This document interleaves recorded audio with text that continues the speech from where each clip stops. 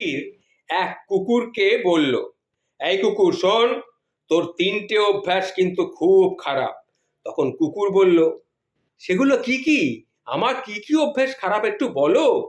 তখন সেই ফকির তাকে বলল, 1 নম্বর হচ্ছে তুই দেওয়ালে প্রস্রাব করিস, 2 নম্বর তুই ভিখারি দেখলেই ঘেউ ঘেউ করে যাস, আর 3 নম্বর রাতে কেউ ঘেউ ঘেউ করে তুই লোকের ঘুম নষ্ট করিস।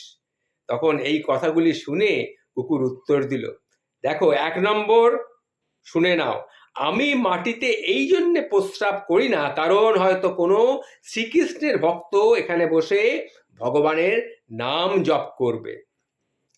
2 নম্বর, ভিখারিকে দেখে কেন আমি ঘেউ ঘেউ করি? আমি ভিখারিকে দেখলে এই জন্যে ঘেউ ঘেউ করি কারণ ভিখারি ভগবানের কাছে না চেয়ে মানুষের কাছ থেকে চায় কেন? এটা তো ঠিক না। 3 নম্বর, রাতে আমার ঘেউ ঘেউ শুনে মানুষের ঘুম হয় কেন, ঘুম ভেঙে যায়?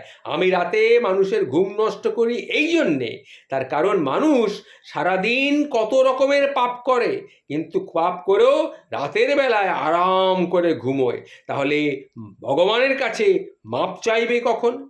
তখন ফকির কুকুরকে জোড়াত করে বলল, হরি বল, হরি বল, হরে কৃষ্ণ, হরে কৃষ্ণ, হরে কৃষ্ণ। আগামী জন্মে আমি আশীর্বাদ করছি তুই একজন ভালো মানুষ হবি।